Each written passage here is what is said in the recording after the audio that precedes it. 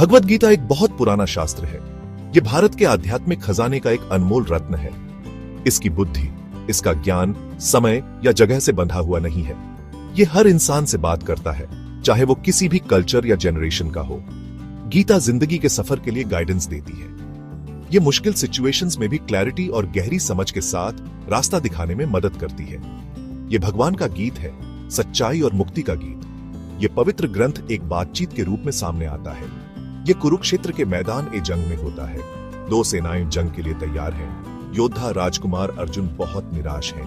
वो देखते हैं कि उनके रिश्तेदार, गुरु और दोस्त दुश्मन बनकर सामने खड़े हैं। वो लड़ने के मकसद पर सवाल उठाते हैं। भगवान कृष्ण, जो उनके सारथी और गाइड हैं, उनसे बात करते हैं।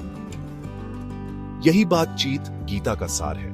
मुश्किल में फंसी इंसानियत के लिए एक सीख। गीता के सबसे इंपॉर्टेंट श्लोकों में से एक ये है, कर्मण्येवाधिकारस्ते मा फलेषु कदाचन मा कर्म फल हेतुर्भूर्मा ते संगोस्त्व कर्मणि। कर्माण्येवाधिकारस्ते मा फलेषु कदाचन मा कर्म फल हेतुर्भूर्मा ते संगोस्त्व कर्मणि। ये श्लोक या वर्स दूसरे अध्याय में है, गैप 2s। इसमें कर्म का एक गहरा फिलॉसफी छिपा है। ये गीता की शिक्षाओं का एक मुख्य आधार है। इसका मतलब आसान है लेकिन बहुत पावरफुल है। इसमें कुशलता से और अंदरूनी आजादी के साथ जीने की चाबी है। ये खास सीख आज की हमारी मॉडर्न तेज रफ्तार दुनिया में भी बहुत रेलेवेंट है। बहुत से लोग स्ट्रेस और एंजाइटी से जूझते हैं। अक्सर ये नतीजों से लगाव की वजह से होता है।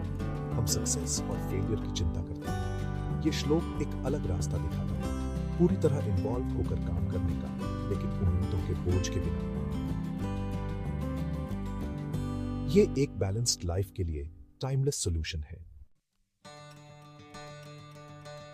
चलिए पहले हिस्से को देखते हैं। कर्मण्येवाधिकारस्ते कर्मण्येवाधिकारस्ते। इसका मतलब है तुम्हें अपने कर्म करने का अधिकार है।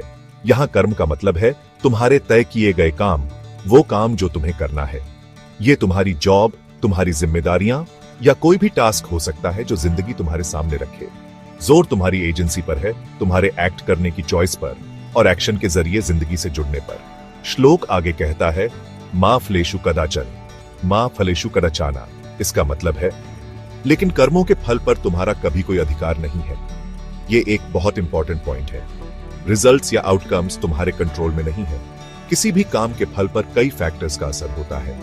तुम्हारी कोशिश उनमें से सिर्फ एक है। रिजल्ट पर अपना हक जताना अज्ञानता है। इससे दुख और निराशा होती है। गीता तुमसे इस दावे को छोड़ने के लिए कहती है, सिर्फ उस पर फोकस करो जो सच में तुम्हारा है।